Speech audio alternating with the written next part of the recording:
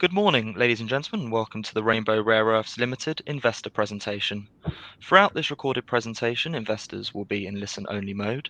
Questions are encouraged. They can be submitted at any time via the Q&A tab that's just situated on the right-hand corner of your screen. Please just simply type in your questions and press send. The company may not be in a position to answer every question it receives during the meeting itself. However, the company will review all questions submitted today and publish responses where it is appropriate to do so, and these will be available via your Investor Meet company dashboard.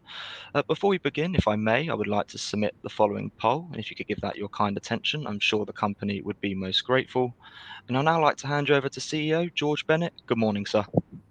Good morning, and thank you for hosting this presentation. This is a quarterly presentation that Rainbow has been doing for the last couple of quarters now.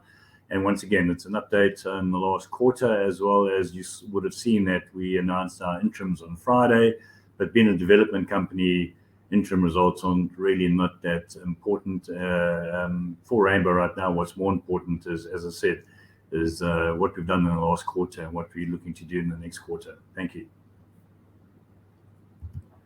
Just the usual disclaimer, and I just want to highlight the investment opportunity and the base case for Rainbow at the moment. Our flagship project is obviously our Phalaborwa project in South Africa, and as we know, it's rare earths are deemed critical minerals that are forecasting massive rising demand due to the need for the green economy, and then also there's an urgent need for non-Chinese supply. So in the last quarter of 2022, I should say, sorry, we announced our PEA, and once again, very, very strong numbers. I just want to reiterate to the audience, we had a NPV of over $620 million using a conservative discount rate of 10. We had a post-tax of IRR of 40%. When life of project EBITDA of almost $200 million per annum, and that's using spot pricing in our financial model, which is very important to note, and a life of project margin of over 75%. And with that, we've got a payback period of less than 2 years, which is significant, I think, for any rare earth project globally at the moment. That's a development project. We have innovative technology I'll talk about later, and very importantly, a very experienced team. This is the opportunity for Rainbow. Our market cap is circa $62 million at the moment, and we have an NPV, as I said, base case NPV of over $620 million. Once again, I've spoken about our experienced team, which we added to in the last quarter of 2022. And as I said, we've got the experience and the skills to not only develop the Phalaborwa project, but also from a corporate point of view with Pete Gardner and Don Sproulis, very experienced mining entrepreneurs, and Pete's a very experienced mining finance guy, which is very important for the next stage in Rainbow's life, which is for the project financing of this project, which we are already looking at to do well in line with completing our bankable or definitive feasibility study. Now, the reason why rare earths are so important in the world right now is that they are very important, what they call building blocks, and the whole world trying to reach net zero in 2050. There's 17 elements in a rare earth basket. When you mine a rare earth deposit, you mine all 17 elements, but there are only really a few key elements that the whole world is chasing right now, and these are known as the magnet rare earths, and they're neodymium, praseodymium, terbium, and dysprosium. At Phalaborwa, we're fortunate enough to have all 4 of these in economic quantities. Not all rare earth projects have all of these in economic quantities. And neodymium and praseodymium, they make up just over 29% of the rare earth basket, one of the highest percentages of any rare earth basket in the world. And as I mentioned, we also have economic quantities of dysprosium and terbium, which are also critical for permanent magnets. Permanent magnets, as we know, are critical in wind turbines today, which the whole world is rolling out far more wind turbine power at the moment. Electric vehicles, the defense industry, and also consumer electronics require all these permanent magnets, and we'll talk about that later. You know, they've got a very competitive advantage, which is why they're required in electric vehicles. They give you better range, and we also know forecasters growth is forecast to grow very, very strongly for the next 10 to 20 years. And if we want to reach the COP27 commitments, we need a lot more wind power and EV vehicles to be on our roads. Now, just to go back to the last point about electric vehicles and NdPr being very important for permanent magnets. We know Tesla came out with an announcement about 4 weeks ago where they were looking to move away from permanent magnets, and the market had a bit of an overreaction. When you analyze the Tesla announcement, you realize that Tesla, 12% of rare earth magnet demand is for the electric vehicle market. Tesla is only 15% of that market, and if you then water that down, that means in the Tesla announcement, we think puts only 1 to 2% at risk the permanent magnet demand using rare earths. So it is not as big an impact as the market initially thought. And when you then drill further into the Tesla announcement, you'll notice that they haven't actually announced which electric vehicles they're going to use the substituted permanent magnets for. I mean, is it the new range of vehicles? Is it going to be the current range? There's no clarity on that. And they've also announced that they are going to look at possibly replacing this with a ferrite magnet. Now, we know a ferrite magnet has got penalties in terms of weight in the vehicle, and it will impact their range. So even if they do introduce these ferrite magnets, they've given us no timelines for development. We know permanent magnet development timelines are anywhere between 6 to 10 years. And as I said, ferrite magnets give you a range penalty. So we think if they do introduce it, it will be to their lower price range electric vehicles, and the premium electric vehicles, we wouldn't think that would affect their range and substitute permanent magnet motors. But that still has to come out in the wash. And whichever way you look at it, it's a very small impact on demand.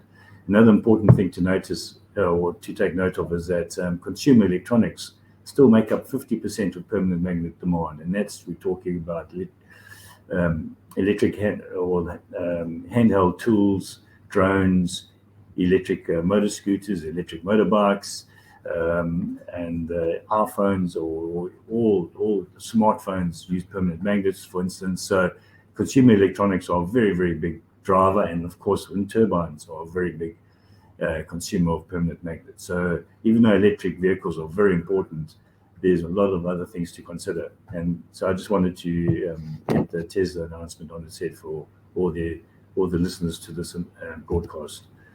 If we look at, as I've mentioned, wind turbine demand, this is forecast to grow very strongly if we hope to reach the COP27 net zero targets of 2050.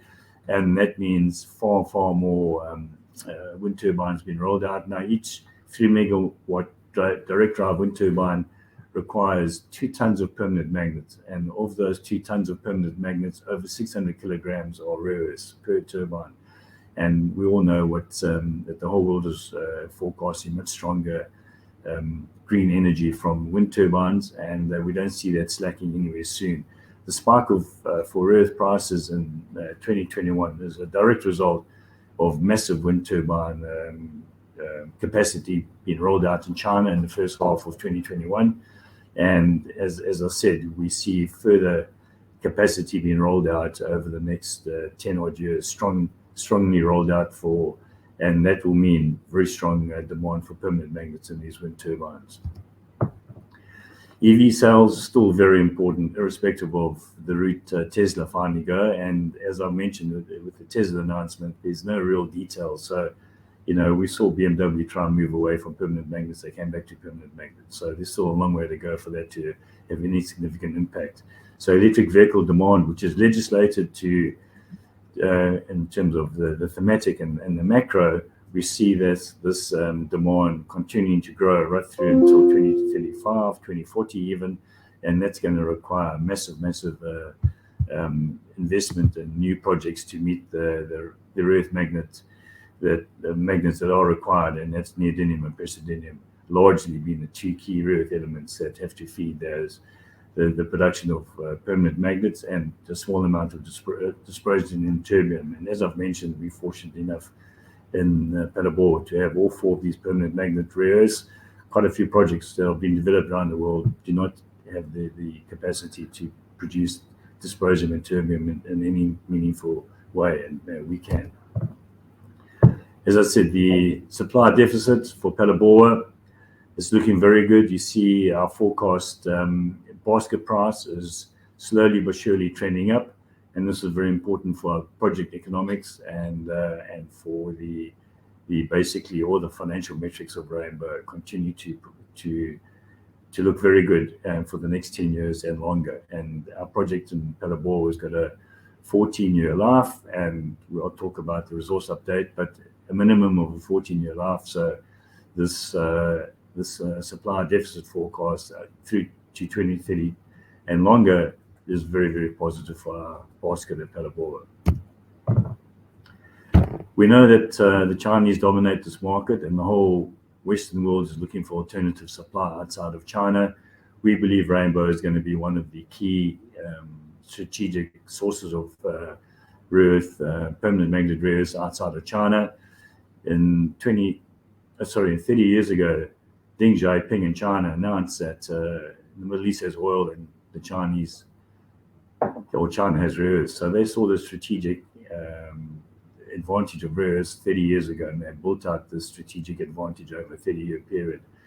We all now know that the West does not want to rely on China, so there's a massive focus on rare earth projects outside of China, and we believe Rainbow is one of those key projects that will go into production and will be one of the solutions to looking for rare earth sources outside of China.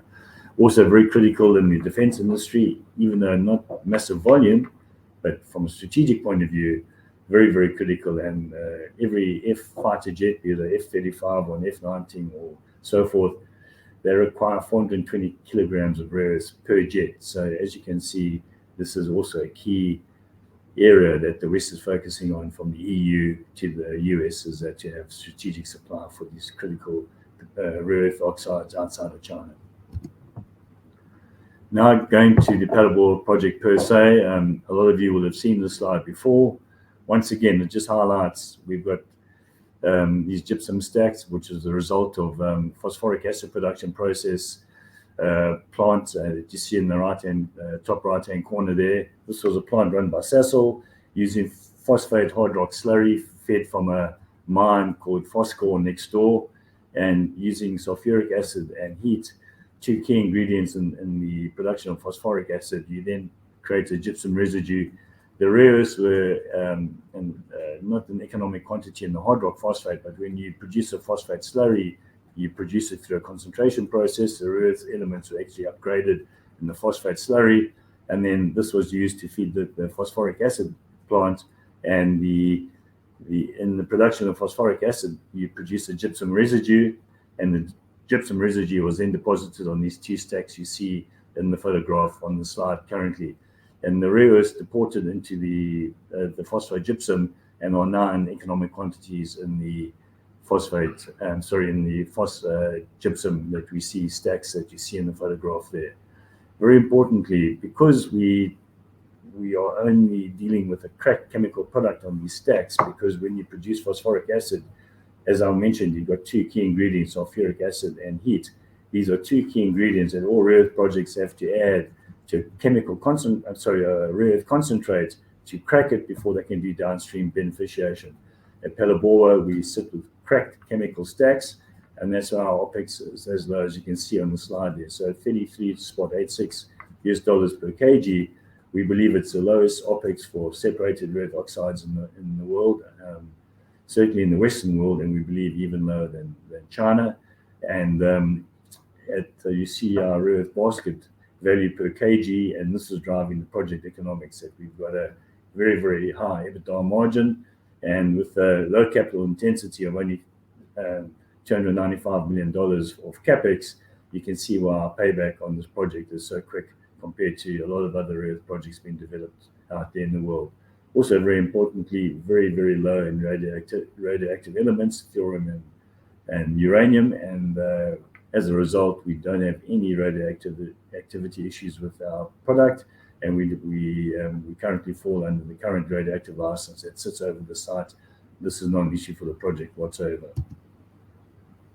Going back to where we sit on the rare earth sort of value chain, you're upstream. You've got mining. You've got to produce a rare earth concentrate. Then you have to crack it, and as with a mining project, you've got drill and blast of a hard rock. You've got to transport your ore then to a process plant where you've got crushing, you've got milling, you've got flotation, reagents.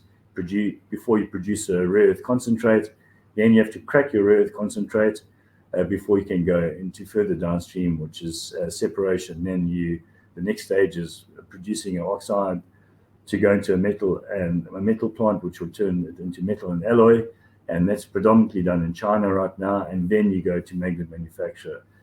Phalaborwa is unique because we sit with a cracked chemical stack, so we go straight from this cracked chemical stack into a separation technique, and to produce the 4 magnet rare earths that we're targeting. And this has massive advantages in capital and operating costs versus a traditional rare earth mining development project. If you look at our resource update that we announced just last week as well, once again, it's confirmed the grade is marginally higher at 0.44, not 0.43 as our preliminary resource update. So it's slightly higher grade. Once again, confirming the tonnage of 34.4 million tons, giving us just over a 14-year life for this project. And once again, very importantly, our rare earth elements are confirmed in the range that we've initially put out, and basically we've moved a large portion of the resource from inferred into M&I, and we'll be doing one last round of drilling to take the bit of inferred that's not in the M&I into the M&I category. Very importantly, we've appointed Ardaman in the US as one of the global experts in phosphogypsum stacks to design our dry stacking for the definitive feasibility study. And early indications are that our bulk density at depth should be a lot lower when we do our final range of drilling, and this could give us an opportunity to increase the total resource tonnage. So that will be in our final resource update. So there's a potential of a slight increase in our resource here, which would also obviously be a further positive for the project. At Phalaborwa, the reason why our project economics, or one of the key reasons why our project economics are so good, apart from the fact that we don't have all the mining costs up front, is that we're using this IP that with K-Tech in Florida, they're our technology partner in Florida. They use continuous ion exchange and continuous ion chromatography. These guys were the inventors of continuous ion exchange, which is well used in the uranium process plants around the world, and that's widely, as I say, widely deployed in many uranium mining process plants around the world. And importantly, they also then went and developed continuous ion chromatography, which is separating rare earth oxides in a very far simpler method than you use the traditional method of solvent extraction, continuous solvent extraction, which requires literally hundreds of mixer settlers. It's the de facto way the Chinese use it, but we are very confident because the K-Tech process has been applied to many industries, the CRC process, including food, mining, chemical industries globally, and it's also been used for the extraction of uranium and thorium on a large scale, which is, as you know, you experience in rare earth projects, and this has been successfully applied to extracting uranium and thorium out of phosphogypsum on a large scale. So we're very confident in this technology.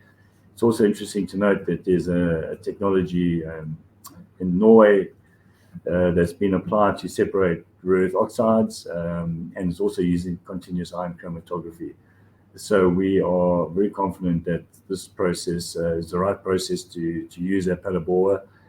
From the project economics, it's far greener, and as I said, it's from the operating point of view, very efficient way of extracting these rare earths, and it's safe and simple to run. And importantly, it's been applied in larger scale than what we require at Phalaborwa. I get asked questions often, or what you've done at bench and lab scale at KTEC, can this be applied commercially? Well, in fact, their IP is already applied commercially in larger size than what we require. So once again, this answers a key question, I hope, for some investors. Just once again, footprinting why Rainbow is a good project when you compare it to ionic clay deposits. When we first came across Palabora, we very quickly realized that at 0.4% TREO, this was 10 times higher grade than ionic clay deposits. If you look at those ionic clay deposits are footprinted there, you can see what I mean. And because our neodymium praseodymium is so high, 29% of our rare earth basket, and the grade is so high in terms of 0.44, you can see our parts per million of NdP are still 6 times better than your next best ionic clay project on that list. And that's probably one of the best ionic clay projects in the world right now, is the Makuutu project. And why we footprint this against ionic clay deposits, because they have very low mining costs. You don't have the drill blast of hard rock crushing that you would have for a typical hard rock mining project. Ionic clay deposits have very, very low mining costs. And this is why we footprint ourselves against those projects. And you can see how well Palabora comes out on that metric. Going back to the opportunities for Rainbow, this technology we've developed the front end, which is a co-patent between KTEC and Rainbow, as well as the back end, which is patented by KTEC, and we've got the rights to use this patent. You can see that there are other opportunities out there in the world to apply this technology. We signed the master agreement with OCP in Morocco, the largest producer of phosphate products in the world, and we've already embarked on a test work program with that, as well as an MOU with a major chemical company in South Africa to extract rare earths from their phosphoric acid stream, but they're using a different process to Palabora to produce phosphoric acid. They're using nitric acid, and with that, it's a slightly different opportunity. And we've been testing samples from this project in South Africa as well. And we're also investigating global opportunities. I've signed 2 NDAs with 2 other hard rock phosphate sources of phosphoric acid production in another continent around the world, and we are investigating these opportunities as we speak. Very importantly, from an ESG point of view, the Palabora project is probably one of the greenest projects in the world. It's a brownfield site, so that gives us a big tick. It's on an existing chemical site, and basically a majority of the environmental permits are in place and only require updating. We are going to be rehabilitating the phosphogypsum stacks that you saw in the photograph earlier. First of all, we are cleaning up the acid water associated with the stacks and using the neutralized acid water in a closed circuit in our process plant. And basically, we're redepositing a clean benign gypsum on the new stack site, just to the south of the photograph that you can see. And basically, this will be a line stack site. The current stacks are unlined because 60 years ago, you never had to line stacks anywhere in the world for that matter, never mind just in South Africa. So the new stack site will be lined, and we will then also be probably selling some of this clean gypsum into the South African gypsum market. There's an opportunity there, which is a further big credit for us. As I said, we are using recycled water for the process plant from the current acid water, which is a risk to the current environment. And basically, one of the key reagents we're using, which is sulfuric acid in our process, is coming from a waste stream next door. The Palabora Mining Company has a new sulfuric acid plant, and it's producing excess sulfuric acid, and we'll be able to take a large part of that excess sulfuric acid from next door and use it in our process plant. So once again, we're using a waste stream, which is another big credit. We will be reusing some of the infrastructure there, which is another bonus for the project. We don't have to rebuild all the infrastructure from scratch, and as I say, another big plus. And very importantly, we're also looking at renewable power, wind and solar power that we will be using to supply a lot of the power at Palabora. We will be using base load from Eskom, but a large part of our power will be renewable, and we'll have Eskom as backup. So very, very important for the green credentials of this project. Also, hugely beneficial to the local community, and we'll be obviously employing a lot of people from the local community that worked in the original phosphoric acid plant when they were retrenched some 6 or 7 years ago, and we'll be hoping to re-employ lots of those skills that are still available in the area. Just to reiterate, in the fourth quarter of 2022, we published a very, very strong PEA. We added to the technical team, which is very key because this is all about process technology and chemical processing technology, which we have within the Rainbow team. We announced that we would be coming out with a resource update in the first quarter of 2023, which we've done. And I can also be very pleased to announce that work on our pilot plant has commenced at Mintec in South Africa, and that fabrication has started to be up and running in this quarter with our pilot plant. And we've also taken a decision for the back end of the pilot plant to be run in Florida in the US. That's the CRC and the CRX and CRC separation. There's a natural split in our process where we produce a mixed rare earth sulfate, which is a solid, very similar for a rare earth project that produces a mixed rare earth carbonate or a mixed rare earth salt or a mixed rare earth oxide for that matter. And then they ship that somewhere else for further separation.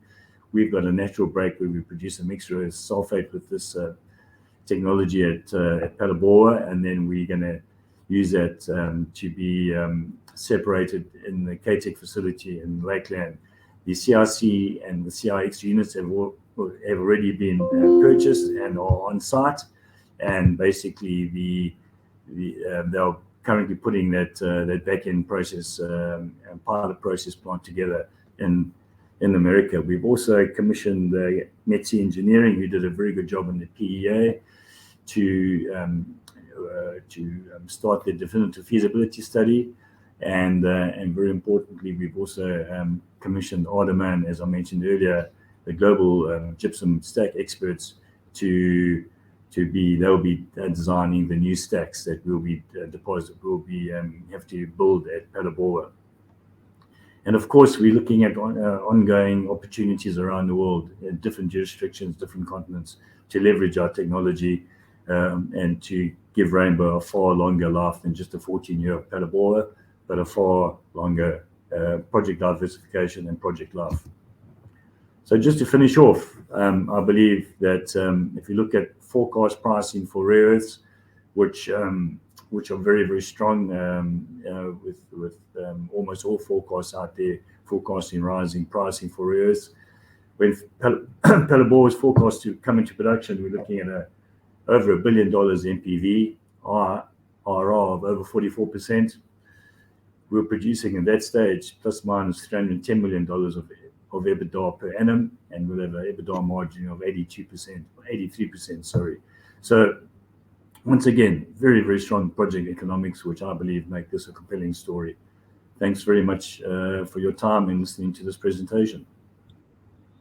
George, that's great, and thank you very much indeed for your presentation this morning. If I may just jump back in there, and what I'll do is I'll just bring up your camera there as well.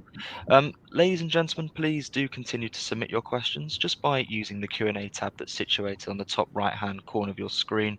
But just while the team take a few moments to review those questions that were submitted already, I would like to remind you that a recording of this presentation, along with a copy of the slides and the published Q&A, can be accessed via your investor dashboard. George, we did receive a number of pre-submitted questions ahead of today's event, and as you can see there in the Q&A tab, we've also received a number of questions throughout today's presentation this morning as well. So firstly, thank you to all of those on the call for taking the time to submit their questions. And Tara, if I may hand over to you now just to chair the Q&A session with George, and then I'll pick up from you at the end. Thank you. Thank you, Jake. George, as Jake's mentioned, there's a number of pre-submitted questions, which I'll run through now. So the first one is, it's understood that the pilot plant test work will be split across 2 sites for efficiency purposes, the front end in Phalaborwa and the back end at KTEC in Florida. Do you think this is likely to be a long-term outcome for commercial production? Well, firstly, what drove us splitting the site was timing. We wanted to make sure our pilot plant sat on schedule, and we realized that there might be a slight delay if we had to assemble the pilot plant in Florida, test it, run it, then disassemble it, ship it to South Africa, reassemble it, and install it at Mintek. So in order to save time and to get our continuous pilot plant process complete within the timelines that we wanted, a decision was made to split it, and we think it's been a very, very good decision. It also gives us flexibility because we can, with this natural split in the process, we realize that it gives us flexibility whether we want to do it in one continuous plant in South Africa, or we want to produce, as I've mentioned, a mixed rare earth sulfate in South Africa, and then produce separated rare earth oxides in the US, which would give us a significant US presence. So at this stage, it gives Rainbow flexibility. We haven't decided which way we want to go yet, but as I said, it gives us Rainbow very interesting flexibility. And for that matter, we could also look at doing this back end in the EU or the UK for that matter. So we think it's a very exciting development in Rainbow that we've now realized that we've got this very important flexibility, and it's very positive in my view. Thank you. And that leads us to the next question. When will you commence production? As is on our presentation, the forecast timeline at the moment is that we've entered the definitive feasibility study stage on track. We're hoping to have that complete at the end of 2023, the first quarter of 2024, and at the same time we have started parallel debt financing talks with debt financiers. We know this project will be bankable, so we don't have to wait for the outcome of a bankable feasibility study to see if we've got a good project before we start negotiations with debt financiers. We're doing this in parallel, and we would hope to have the project financed around about the third quarter of 2024 to start production, and a break run in the last quarter of 2024 to complete the plant at the end of 25, first quarter of 26, and to be in production in 2026. And that's as per the chart earlier in the presentation. Thank you. Next question is, how is the patent for the production process progressing? Is the intellectual property of this process now legally secure? So the back end, as you know, is already legally secure. The front end, which we're patenting with KTech, the draft patent is complete. It's just been reviewed and it's ready for submission shortly. And I must stress that once the patent is submitted, you have protection, worldwide protection, because the patent process can take anywhere from 12 months to 2 years. So as I said, but the important thing is once you lodge your patent, you have your protection immediately, and that process is almost complete, and it will be submitted very, very shortly. Thank you. How much potential do the dry phosphogypsum stacks in Morocco have for rare earth extractions? I can't answer that question at this stage. We know it has got huge potential, but what I can tell you is that we have initial results out from some samples that we're busy testing, and the indications are that it's got very good values of dysprosium and terbium to add to the NdPr in the basket in Morocco. And the starting grade is similar to Phalaborwa, which is exciting for us. And we're now just waiting for the leach results. We're doing leach testing on the sample from Morocco. And once these leach results are out, we will be publishing something for the market. Thank you. Next question, which you did cover in the presentation, but what is the timescale for delivery of the pilot plant this year? And when do you anticipate completion of the DFS? Well, as I mentioned, the pilot plant will be up and running in this quarter. And we're going to be running the pilot plant for between 3 and 4 months. And that will produce the separated rare earth oxides that we'll use for marketing purposes and for design purposes for the final plant design. And the definitive feasibility study has commenced already. And as I mentioned, it's forecast completion end of this year, first quarter of 2024. Another pre-submitted question. What will happen to the waste once the phosphogypsum has been processed? The waste will be redeposited on clean benign stacks, and we will then be selling this gypsum into the South African gypsum market for the life of the project, and it will be an ongoing resource or revenue stream to the project, because to sell all the gypsum at Phalaborwa, it will take about 40 years in South Africa. So because the South African market's only about 1.2 million tons per annum, and we would only capture between 300,000 and 500,000 tons per annum of that market. Understood. And then this leads us to some of the last pre-submitted questions. Will the power and electricity issues affecting South Africa impact commissioning of the pilot plant and operations? No, it won't impact the pilot plant. The pilot plant's got two generators as standby to make sure the pilot plant does not get interrupted. But very importantly, for the project itself, as I said, we will have wind and solar power supplying a large part of the power, with Eskom as your base load. And we only forecast to be in production in 2026. We know the South African government has approved a large number of independent power producer projects.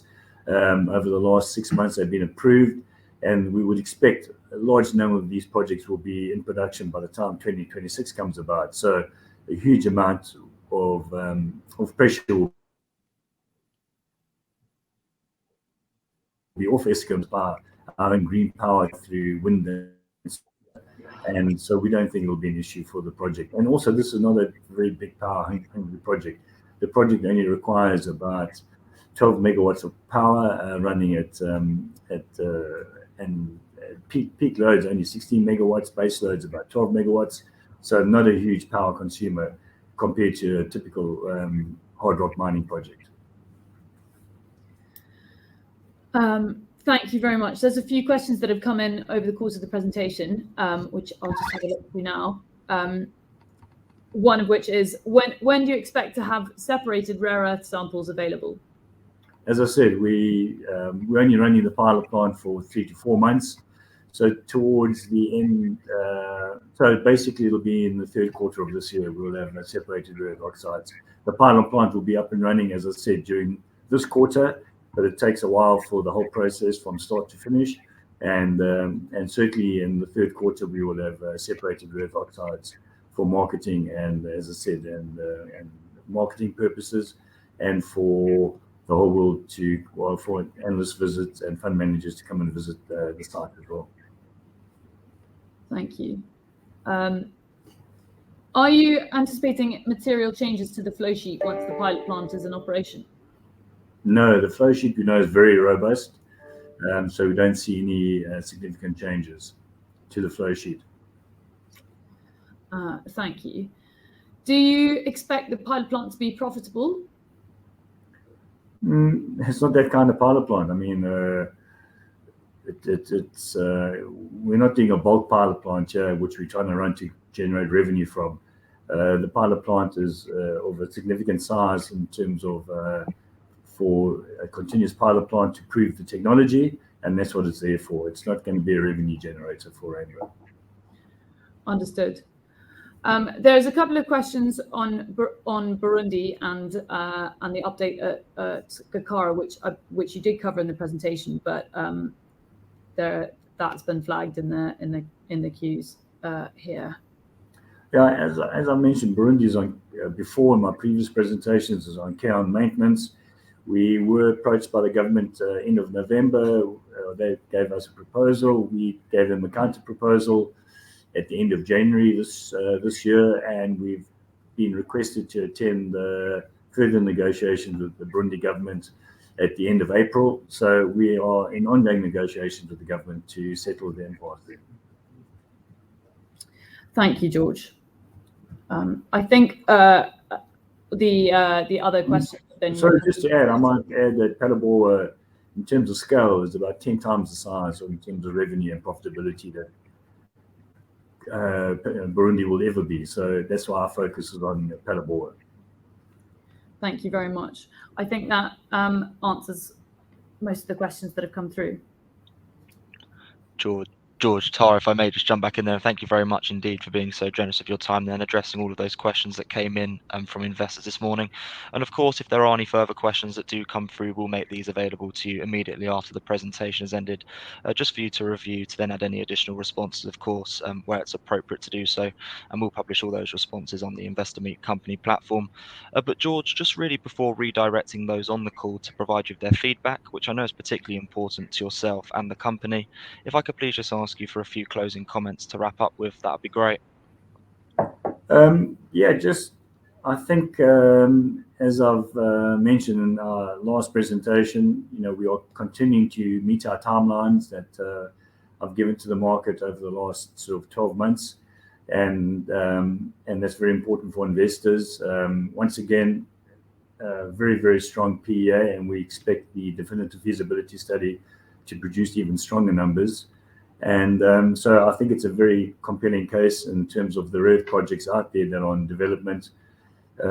Rainbow is a project that is going to go into production, and I think that makes it very strategic for other people looking at this market out there. We are in talks with alliance partners to be a strategic source of separated oxides. And I think, as I said, because the people we're talking to are confident in Rainbow will be in production, which is why we're having these talks. I think it makes a compelling investment case for investors. Thank you very much. George, that's great. And thank you once again for updating investors this morning. Could I please ask investors not to close this session, as you'll now be automatically redirected for the opportunity to provide your feedback in order that the management team can better understand your views and expectations. This won't take a few moments to complete, but I'm sure will be greatly valued by the company. On behalf of the management team of Rainbow Rare Earths Limited, we would like to thank you for attending today's presentation. That now concludes today's session, so good morning to you all. Thank you very much, and have a good day.